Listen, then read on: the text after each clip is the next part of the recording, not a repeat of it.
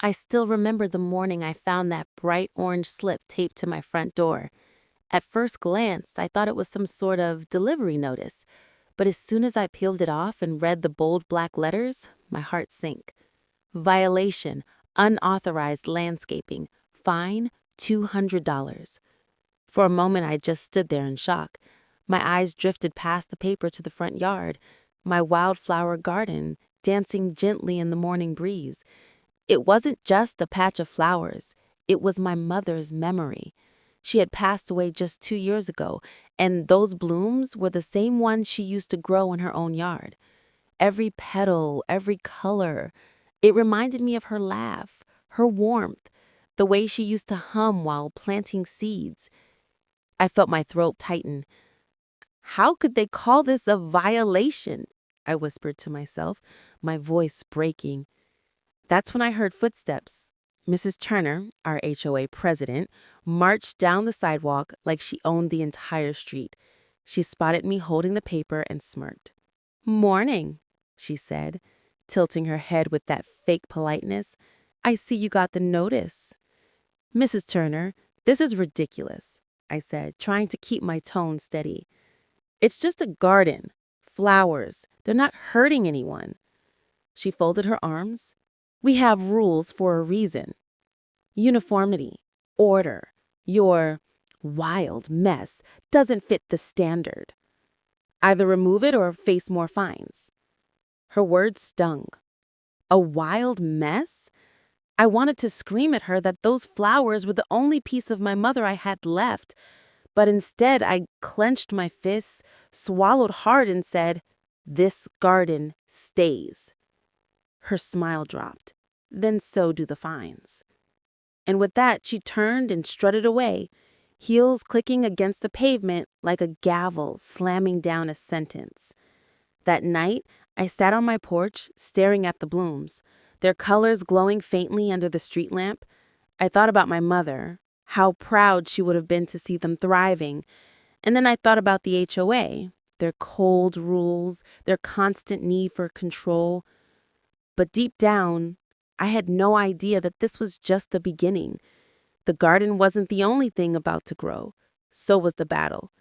And what happened next would pull in the entire neighborhood and even the police. The next week, I thought maybe, just maybe, the HOA would cool off. I mean, surely they'd realize how silly this was. But I was wrong, dead wrong. Every couple of days, another slip showed up. $200, then $300, then $500. They didn't just tape them to my door anymore. Sometimes I'd find them stuck in my mailbox. Once, they even shoved one under my windshield wiper like some kind of parking ticket. It was harassment, plain and simple. One evening, as I knelt in the soil, pulling out a few weeds, my neighbor, Mr. Lopez, walked over. He leaned against the fence and said quietly, "They're really going after you, huh?" I wiped the dirt off my hands and nodded. It's insane. These flowers aren't trash. They're life. They remind me of my mom. My voice cracked a little at the end, and I had to look away before he noticed the tears welling up. He sighed. "HOA's been like this for years, but you're the first to fight back." That gave me a little hope. Maybe I wasn't as alone as I felt. But not everyone felt the same. The very next morning, I overheard two women walking their dogs on the sidewalk. One of them whispered, loud enough for me to hear, "It's ruining the whole neighborhood aesthetic," one of them whispered. "Yeah, Turner's right. If she gets away with it, who knows what's next? Chickens? Old cars on the lawn?" I clenched my jaw. People talked about my garden like it was some disease spreading across the street. A few days later, Mrs. Turner herself showed up again, this time with two other board members. They stood in a little formation on my front walk, clipboards in hand like soldiers. She didn't even bother to say hello. You've ignored multiple notices. You're now over $2,000 in fines. If this continues, we'll escalate to legal action."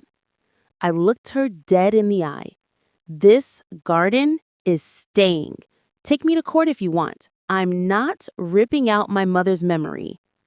One of the board members whispered something to her, but Turner just sneered. "Suit yourself. Don't say we didn't warn you." And that's when I realized this wasn't about rules anymore. This was about power. She wanted me broken. That night, sitting in my living room with a stack of violation slips spread across the table, I felt anger boiling in my chest. Every fine, every sneer, every whispered insult, it all piled up like kindling on a fire. And in that moment, an idea began to spark. Something bold, something they would never see coming. But before I could put it into action, things were about to get a lot worse. Because the next knock on my door wasn't from the HOA. It was from the police. The sound of knocking jolted me out of my chair. It wasn't the casual kind of knock either. It was sharp, heavy, official. When I opened the door, 2 uniformed officers stood on my porch. "Good evening," one of them said, his tone polite but firm. "Are you the homeowner?" My chest tightened. "Yes. What's this about?" He glanced at his notepad. "We received a call from your HOA regarding a violation dispute. They claimed you've been hostile and uncooperative." Hostile? My jaw dropped. Hostile? I've planted flowers. That's all. I haven't threatened anyone. The other officer raised his hand slightly, like he wanted to keep things calm. "We're not here to arrest anyone. We're just following up." Before I could answer, Mrs. Turner appeared, like a vulture circling the scene. She stood on the sidewalk, arms crossed, smirking at me, as if she had orchestrated the entire show. "There she is," she said loudly, addressing the officers. "This homeowner refuses to comply with the HOA regulations. She's disturbing the neighborhood." My chest tightened. Disturbing the neighborhood? These are flowers, my mother's flowers. One officer exchanged a look with his partner, then asked, "Ma'am, is there a reason you can't comply with the HOA's guidelines?" I wanted to scream, because it's not just dirt and petals, because these blooms are all I have left of her.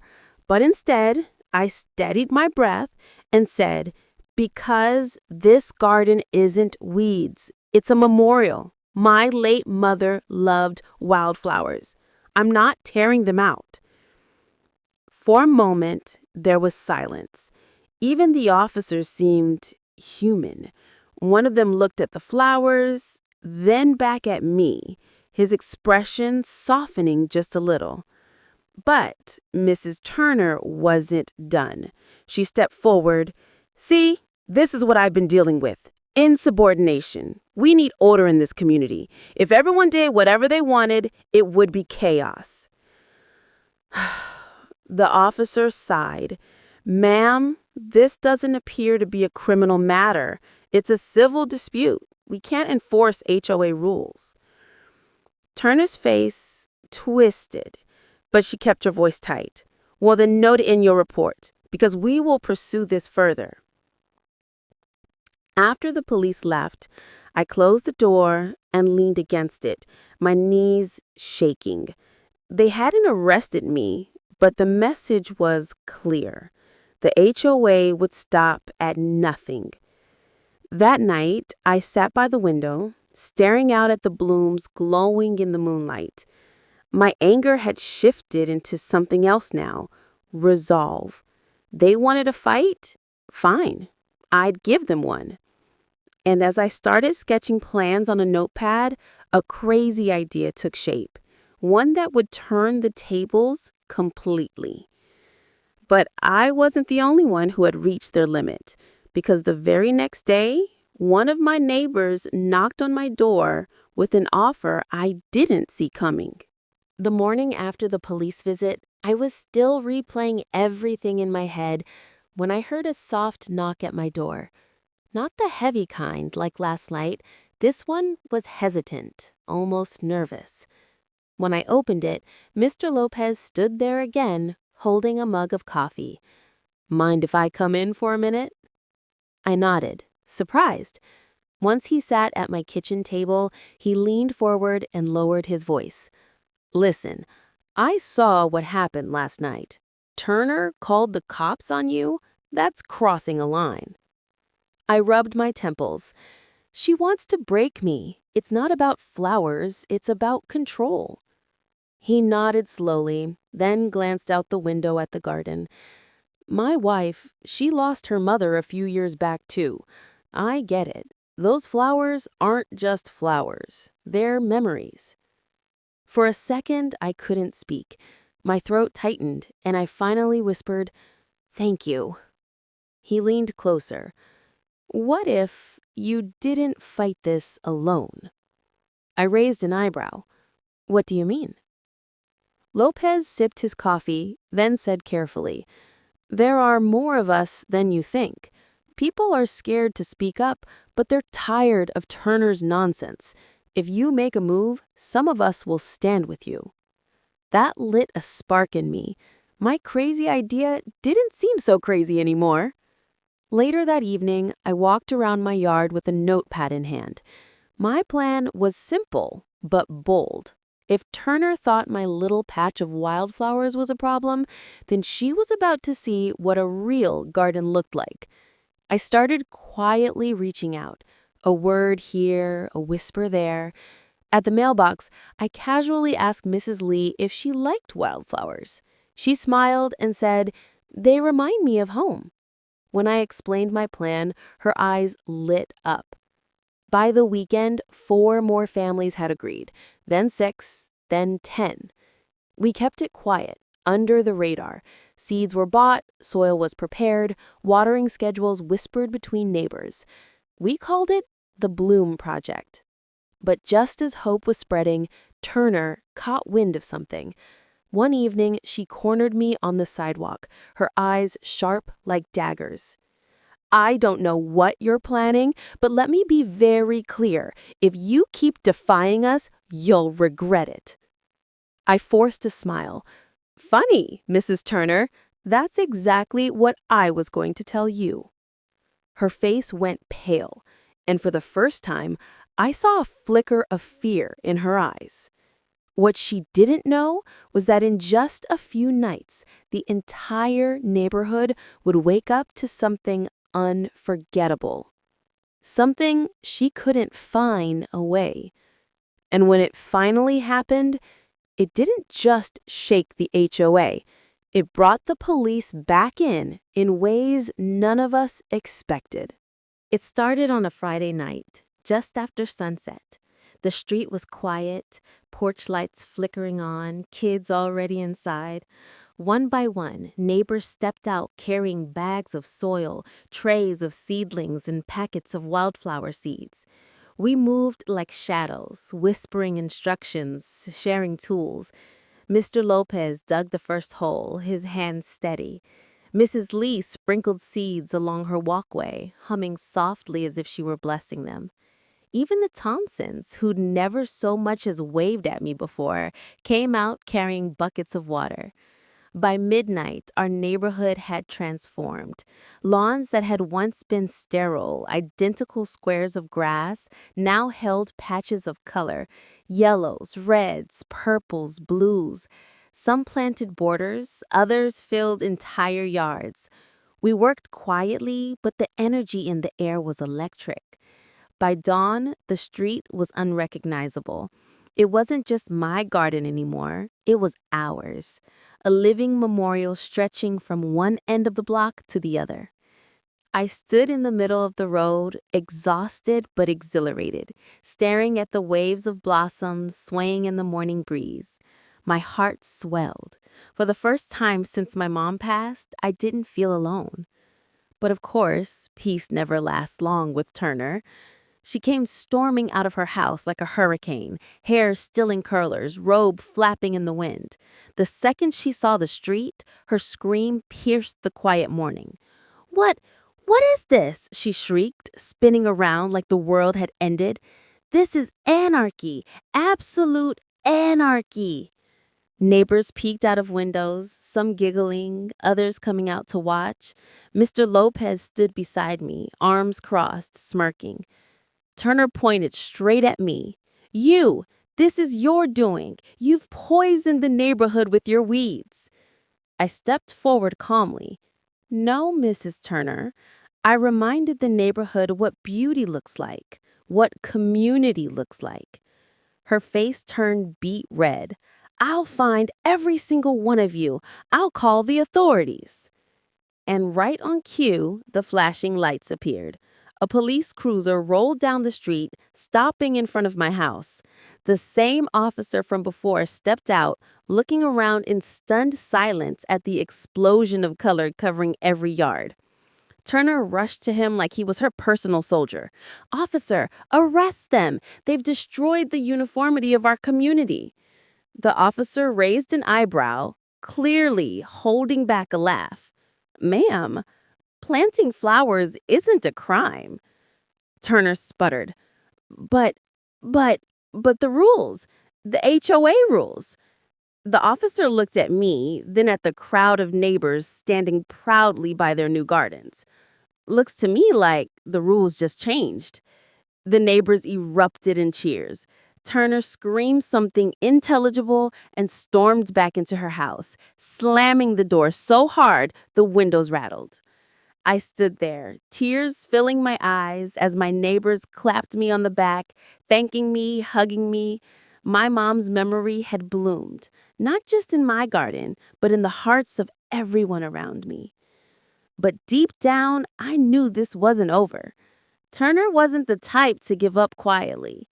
And sure enough, just a few days later, I got a letter in the mail that would drag this battle into its final round. Because Turner wasn't done fighting, and neither was I. A few days after the Bloom Project, I opened my mailbox to find a thick envelope with the HOA's logo stamped on the corner. My stomach dropped before I even tore it open. Inside was a letter that dripped with arrogance. Cease and desist immediately. All unauthorized vegetation must be removed within 7 days. Failure to comply will result in legal action, liens, and potential foreclosure. Foreclosure. Over flowers. My hands shook as I read it again and again. For a second, fear crept in. Losing my house? The one place filled with my mother's memory? But then I looked out the window, saw the sea of blossoms swaying in every yard, neighbors chatting on sidewalks, kids weaving through patches of color, and I knew I wasn't alone anymore. That night, I gathered everyone in my driveway. Dozens of neighbors stood shoulder to shoulder, some holding coffee, others holding little bouquets of their new gardens. Mr. Lopez read the letter aloud, and you could feel the crowd's anger simmer. This has gone too far, Mrs. Lee said firmly. We're not backing down. Another neighbor chimed in, if they come after one of us, they come after all of us. The next morning, we made it official. We filed a petition to recall the HOA board, citing harassment, misuse of power, and intimidation. Over 2/3 of the neighborhood signed within hours. That same afternoon, Turner showed up again, this time with 2 lawyers in suits trailing behind her. She marched right into my yard, papers in hand. You think you can outsmart me? I'll take your house. I'll bury you in court. Before I could answer, police cruisers pulled up. Not one this time, 3. Officers stepped out, calm but firm. One of them, the same officer from before, held up his hand. Mrs. Turner, we've received multiple complaints about harassment, threats, and misuse of HOA authority. You need to step back. She sputtered, pointing at me. She's breaking the rules. She's destroying everything. But the officer shook his head. No, ma'am. What's happening here is a community coming together. And from what we've seen, you're the one disturbing the peace. Gasps rippled through the crowd. Turner's face went pale. One of her own lawyers whispered something, and she yanked the papers from his hands, storming off in humiliation. A week later, the petition succeeded. Turner was removed as HOA president. The new board voted unanimously to change the landscaping rules, officially allowing wildflower gardens. I stood in my yard, looking at the sea of colors stretching across the neighborhood. Birds fluttered from yard to yard, butterflies hovered above petals, and for the first time, the street felt alive. I knelt by the blooms, whispering softly, "We did it, Mom." Tears filled my eyes, but they weren't tears of anger or fear anymore. They were of peace. And as I stood back up, I realized something. This wasn't just about fighting the HOA. It was about remembering that sometimes standing up for what you love doesn't just save you. It inspires everyone around you. The garden was never just mine anymore. It belonged to all of us. And it all started with one fine and one wild idea.